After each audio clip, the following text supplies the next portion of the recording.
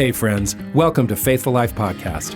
I'm Matt Jacobson at faithfulman.com. And I'm Lisa of Club31Women.com. We've been married for 27 years. We have 8 fantastic kids. And today we have a deeper, richer love than when we were married. Yeah, it can happen. And it can happen for you too. So join us each week as we explore what it means to be a biblical Christian in our marriage, parenting, church, and culture. It's about growing, maturing, and being equipped for the faithful life God is calling you to.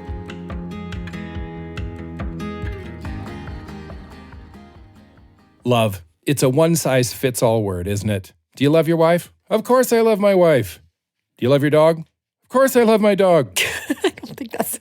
But the Bible talks about 4 different kinds of love. And your marriage needs every one of them. Question, are they all there? Hello, friends. It's so good to be back. We had such a great start last week, and you all showed up in ways just that surpassed any expectations we might have had. So thank you so much. It was really encouraging for us. So it really was. And here we are today talking about the subject of 4 different kinds of love. Before we dive into that, though, you probably want to mention our book releases again, don't you? Yes, you know these parenting books that we keep hinting to you that are coming out? Well, they have been released, and they are 100 words of affirmation your son needs to hear, and 100 words of affirmation your daughter needs to hear.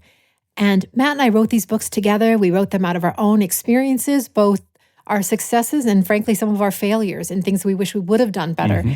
And it's just our honest experience about raising kids in a way that builds them up. And if you're looking for a way to connect with your kids, to encourage them, to affirm them in this time we live in, these are strong, easy to read, practical books that we think will bless you. Absolutely. 100 words of affirmation your son needs to hear. 100 words of affirmation your daughter needs to hear. And another release that we have is Freedom Course. That's the course where I teach men how to walk in triumph and real victory over sexual sin, pornography, the scourge in the church that seems to be everywhere.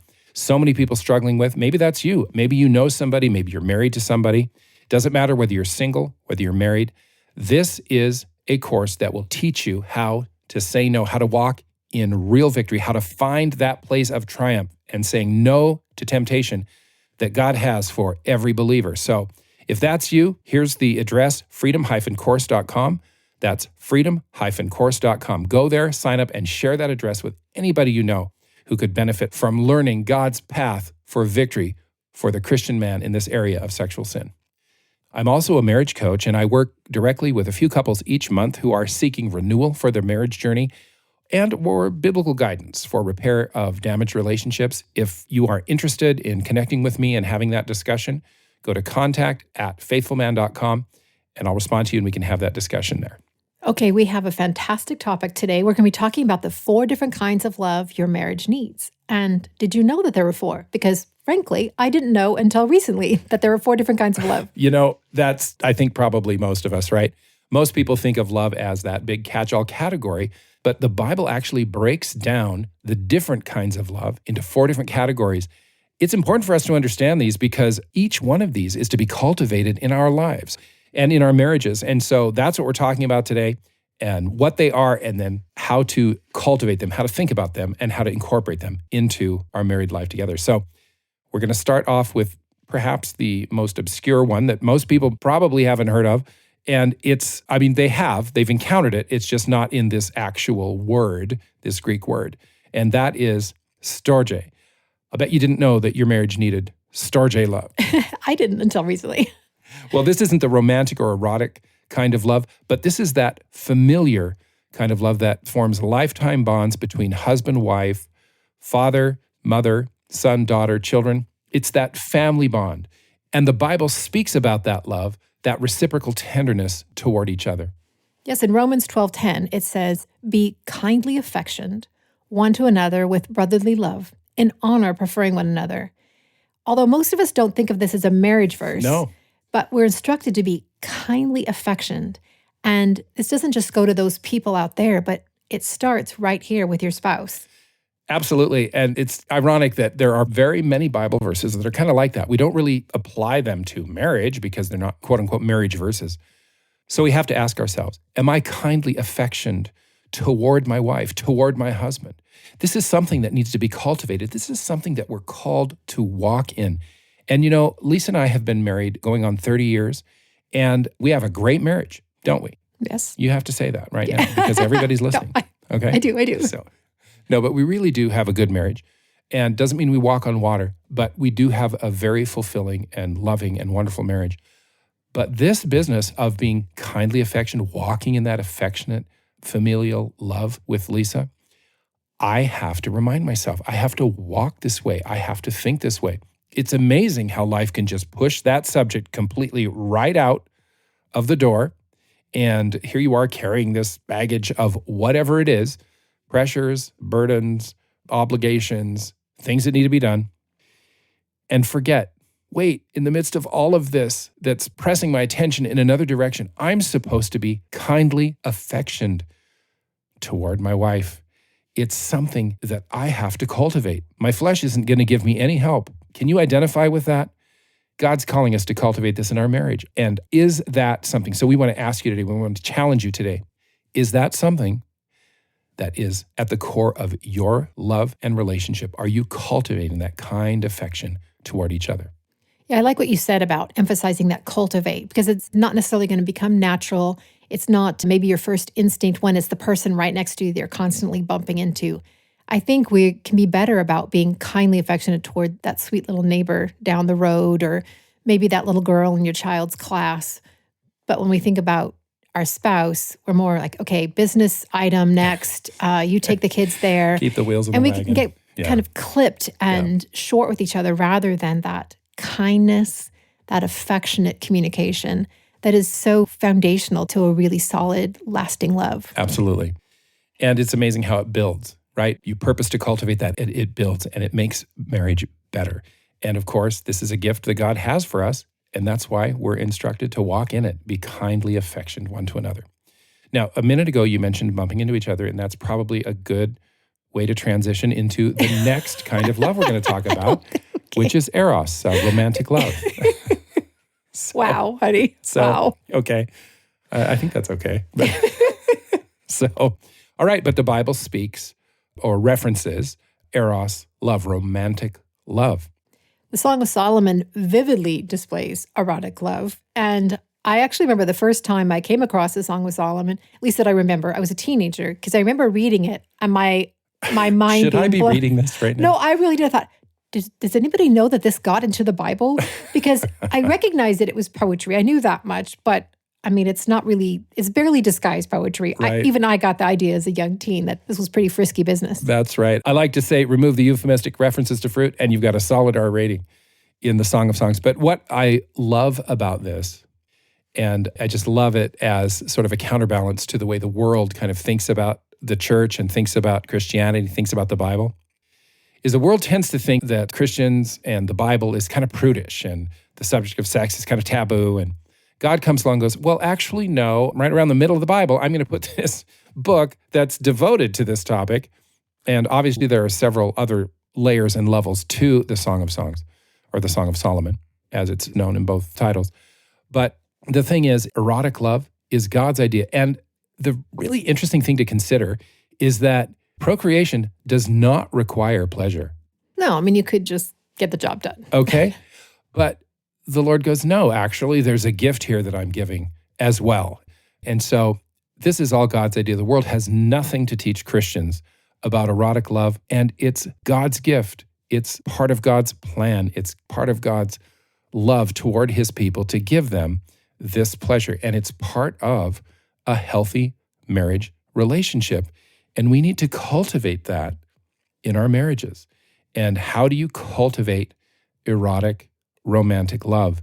And one of the ways, it's really profound, but it's actually talking to each other. It's speaking to each other.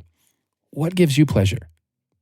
And then coming back to your spouse about what gives you pleasure, back and forth, having this discussion and being open and being honest and sharing with each other how you can please each other.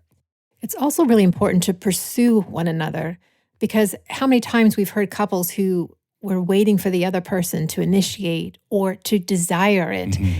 And then when we sit down and talk together, it turns out that the other person was waiting for that same thing. That's right. And it's so sad. You think, oh, you've been missing out on weeks or even months of enjoying one another because you were waiting for the other person. And so we would just encourage you not to wait, to pursue, to initiate, to make time for enjoying one another. Absolutely. And ladies, a couple of things that you should consider and keep in mind is that your husband desires that you initiate sex. Once in a while, a lot of guys say, yeah, my wife never initiates sex. Now, I know it goes the other way, and we actually hear increasingly from women that they're feeling neglected in that way. We're going to talk about it in just a minute. But just know that your husband wants you to initiate sex. He doesn't want to be the one that initiates sex all of the time. And the other thing your husband deeply desires is that you enjoy the exchange. You enjoy the coming together. You enjoy having sex with him. That's part of his understanding of how he's doing as a man. And so in order to get to that place, sometimes we have to have a conversation of what it is that we find arousing. And that's different with every couple. Have that conversation, but just know that your husband wants you to enjoy the process of coming together, and he wants you to initiate from time to time as well. So this is something that we need to cultivate in our marriage, eros, romantic love. And it's something that we need to be very biblically minded about when it comes to this business of whether I feel like having sex or not, because the Bible is really direct on that topic. Yeah, in 1 Corinthians 7, it says, do not deprive one another, which, by the way, it's one another. It's not him or her. It goes both ways. Yep. Except perhaps by agreement for a limited time, that you may devote yourselves to prayer. But then come together again, so that Satan may not tempt you because of your lack of self-control. So God's calling us to have sex, come together. It's a natural part and an important part and a needed part in marriage. Now, obviously, there are qualifiers to this. Age can be a real factor.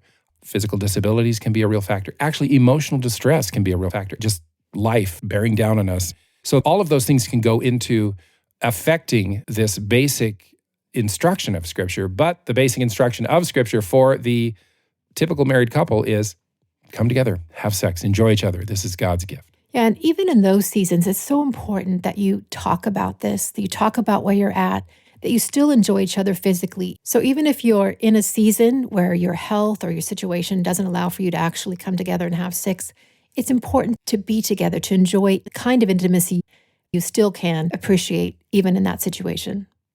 So, question, how are you guys doing in that area? It's a normal part, an important part of the 4 different kinds of love that the Bible speaks of. All right, so what is our next kind of love that the Bible speaks of? Okay, the next one is phileo, which is friendship love. And this kind of love refers to the deep love between 2 people, the type of intimate love in the Bible that Christians practice, or should practice at least, toward each other. And in 1 Peter 1:22, it says, since you have purified your souls in obeying the truth through the Spirit in sincere love of the brethren, love one another fervently with a pure heart. You know, isn't that interesting? We're literally called to act. We're called to take action. We're called to cultivate this kind of love in our local assemblies in the church. Yeah, okay, but can you actually love that way your brethren, your sisters, if it isn't actually happening in your own marriage? I mean, well, I think what you mean to be asking is, can we be a hypocrite and cultivate in the church what isn't happening in our own marriage? Okay, I wasn't going to be quite that No, direct. it's a good point. You know, because sometimes we can be really forthright with others, and yet behind the scenes, we're not actually walking that way. And so we really are making ourselves hypocrites if we're not cultivating this in our marriage. So what we're really trying to emphasize here is what God instructs his people to do. It must first be true in our home, in our marriages, in our families. God's calling us to walk in this way and then to walk with others in this way as well. And if you're wondering what this kind of phileo, friendship love, would look like in a marriage, just think about how you are toward your best friend, just your really good friend. Are you reaching out to them? Are you kind? Are you understanding? Are you hanging out together? Are you having fun together? Those are all friendship things that are really important in your marriage. And those are things that can get lost, as Matt was kind of pointing out earlier, just in the busyness of life or in the parenting or in the trials. But this is a beautiful, fundamental part of loving each other in marriage. And I think what you're saying is those things that we just naturally gravitate toward with other people who we would put in that friendship category, maybe a girlfriend or something. Mm-hmm, yeah. Are we doing that with each other? Are we pursuing each other in that way? And that's the call of God on all of our lives. phileo love, friendship love, that deep commitment and friendship with each other.